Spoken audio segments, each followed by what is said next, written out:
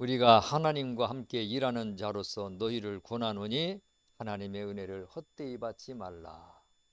하나님의 은혜를 받아놓고 그 은혜를 다 쏟아버리고 또 은혜를 받아놓고 말씀대로 순종하지 아니하고 그냥 육체가 요구하는 대로 살고 그렇게 헛되이 받지 말라.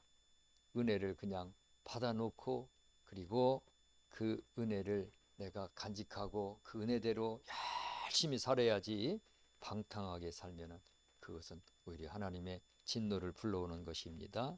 유다서 1장 4절 한번 찾아보겠습니다. 유다서 요한계시록 바로 앞에 1장 4절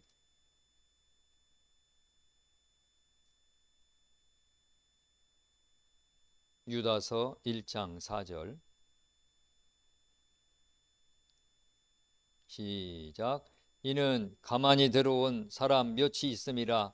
그들은 옛적부터 이 판결을 받기로 미리 기록된 자니 경건하지 아니하여 우리의 하나님의 은혜를 도리어 방탕한 것으로 바꾸고 홀로 하나이신 주제 곧 우리 주 예수 그리스도를 부인하는 자니라. 하나님의 은혜를 방탕한 것으로 바꿔버렸다 그랬습니다. 요즘 세상이 얼마나 무서운지 내가 이 동성연애자들 설교를 들어보니까요, 이거는 뭐 상상을 초월할 정도로 하나님을 조롱하고 예배를 드리면서 설교를 하면서 목사를 하는 사람이 그 퀴어 신학이라고 있더라고요. 퀴어 신학이 그건 뭐 예수님이 요한하고 동성애했고 또 뭐 베드로하고 뭐 이런 설교를 하더라고요. 저 사람들이 처음부터 저렇지는 않았을 텐데 그 사람들이 목사예요. 야, 이제는 세상 끝이 왔구나. 세상 끝이 왔고 신성 모독을 해도 저렇게 모독을 할 수 있을까? 은혜를 헛되이 받는 거지. 그들도 처음에는 순수하게 주님을 알았고 하나님을 알았고 이 말씀을 깨달았을 터인데 변질되어서 방탕해서 그래서 그 받은 은혜를 다 쏟아버리고 하나님을 대적하고 조롱하는 자들이 되어버렸습니다. 하나님의 은혜를 헛되이 받지 말라. 은혜를 받은 만큼 말씀을 받은 만큼 그만큼 아름답게 생활이 변화되고 입술이 변화되고 우리의 모든 삶을 통해서 하나님께 영광된 삶을 살아야 됩니다. 2절 말씀 이르시되 내가 은혜 베풀 때에 너에게 듣고 구원의 날에 너를 도왔다 하셨으니 보라 지금은 은혜 받을 만한 때요 보라 지금은 구원의 날이로다. 은혜 베풀 때가 있고 구원의 날이 있고 하나님의 진노하실 때가 있고 하나님의 어둠의 영이 역사는 어둠의 때가 있고 때가 있다 그랬습니다. 전도서 3장 1절부터 8절에 보면 범사에 때가 있고 기간이 있다. 기한이 시험의 때도 기간을 하나님이 정해놓으셨죠. 느부갓네살은 7년 동안 짐승의 마음을 받아서 소처럼 풀을 뜯어먹고 그러면서 들판에서 사는 그런 7년 동안의 그 고난의 기간이 있었고 이스라엘은 포로로 잡혀가서 70년의 기간이 있었고 오늘 우리에게도 은혜 받을 때가 있고 또 모든 것이 때가 있다고 그랬습니다. 열매의 때도 있어요. 열매도 아무 때나 맺히는 게 아닙니다. 봄에 맺히는 열매, 어떤 나무는 가을에 맺히고 여름에 맺히는 열매 다 다릅니다. 그것도 항상 가을에 맺히는 게 아니에요. 보통 감나무 한 달 안에 다 끝나요. 한 달. 오늘 우리는 열매 맺을 때입니다. 하나님 앞에 무슨 열매 올려드릴까? 기본으로 올려드릴 열매 있습니다. 찬양의 열매는 그냥 입술의 열매라고 그랬으니까 그건 기본으로 그냥 깔고 가는 거예요. 할렐루야. 감사도 그냥 기본으로 깔고 가야 돼요. 아침부터 저녁까지 눈 감을 때까지 그냥 쫙 도로에 포장하듯이 그냥 우리의 하루의 삶 속에 이런 기본으로 까는 열매들이 있고 그 밖에 때마다 시마다 우리가 또 맺혀져야 될 열매들이 있습니다. 지금이 은혜의 때이고 구원의 때입니다. 마음껏 말씀 보고 마음껏 찬양하고 감사하고 영광 돌리고 그런 때입니다.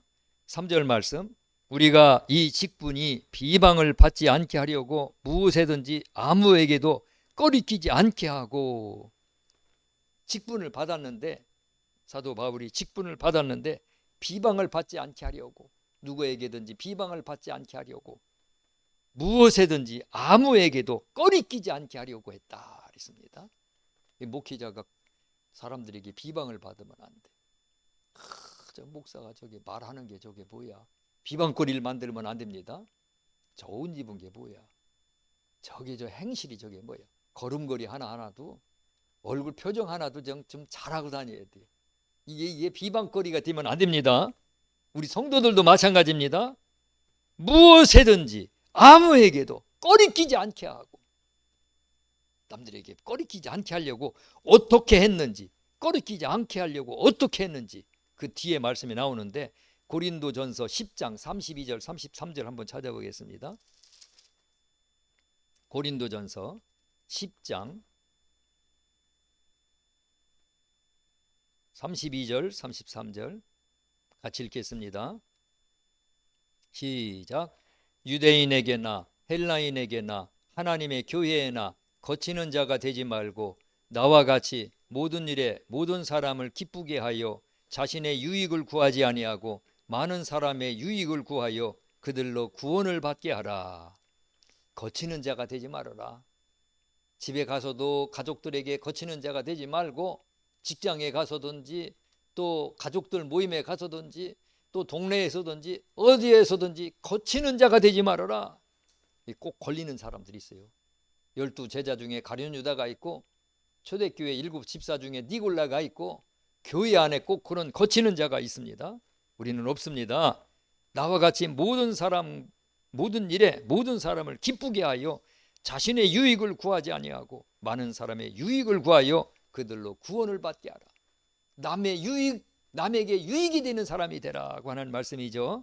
꺼리끼지 말고 유익이 되는 사람이 되어라. 자, 그 다음에 디모데후서 6장 3절 4절 같이 읽겠습니다. 4절 시작. 오직 고린도후서 본문, 오늘 본문 6장 4절 시작. 오직 모든 일에 하나님의 일꾼으로 자천하여 많이 견디는 것과 환난과 궁핍과 고난과 5절 매맞음과 갇힘과 난동과 수고로움과 자지 못함과 먹지 못함 가운데서도 복음을 증거하면서 이 큰 환난 가운데서도 거치는 자가 되지 아니하였다. 오직 복음을 위하여 살았다 그랬습니다. 모든 일에 하나님의 일꾼으로 자천하여 많이 견디는 것과 오래 참음이죠. 얼마나 힘들고 어려워도 누구에게 거치는 자가 되지 않기 위해서 참고 견딘 겁니다. 환난과 환난을 당하고 궁핍과 궁핍 속에서도 견뎌낸 겁니다. 고난과 매맞음과 매를 맞고, 매 맞는 것, 얼마나 그 복음을 위하여 철저하게 살았는지 우리가 여기 그 사도 바울과 그 일행들의 그 형편을 볼 수 있습니다. 갇힘과, 옥에 갇히는 거죠. 감옥에도 가고 감옥에 가는 겁니다. 난동을 부리고 수고로움과 자지 못함과 잠을 못 자가면서 먹지 못함 가운데서도 굶주리면서도 거치는 자가 되지 아니하고 굶주리면서도 철저하게 주를 위하여 살았다. 하나님의 병사가 되었다 그랬습니다. 오늘 우리는 십자가의 그리스도의 병사입니다. 디모데후서 2장 3절 4절에 보면은 그리스도의 군사라 그랬습니다. 우리는 그리스도의 군사로 우리를 모집한 자를 기쁘게 하는 자가 되리라 그랬습니다. 하나님이 우리를 모집해서 하나님의 병사로 삼으시고 이 정림동에 하나님의 군사로 삼으셨습니다. 그래서 자기 일행 얽매이지 아니하고 하나님의 일에 얽매이면서 하나님의 일꾼으로, 하나님의 병사로 이 지역의 영들과 싸우고 오늘 하루도 승리할 줄 믿습니다. 병사는 잠도 잘 못 자고 먹지도 못하고 수고도 하고 고통을 겪으면서도 꿋꿋하게 훈련을 하는 것이 병사입니다. 그 다음에 6절서부터 6절, 7절, 8절까지 한번 읽어보겠습니다. 시작. 깨끗함과 지식과 오래 참음과 자비함과 성령의 감화와 거짓이 없는 사랑과 진리의 말씀과 하나님의 능력으로 의의 무기를 좌우에 가지고 영광과 욕됨으로 그러했으며 악한 이름과 아름다운 이름으로 그러했느니라.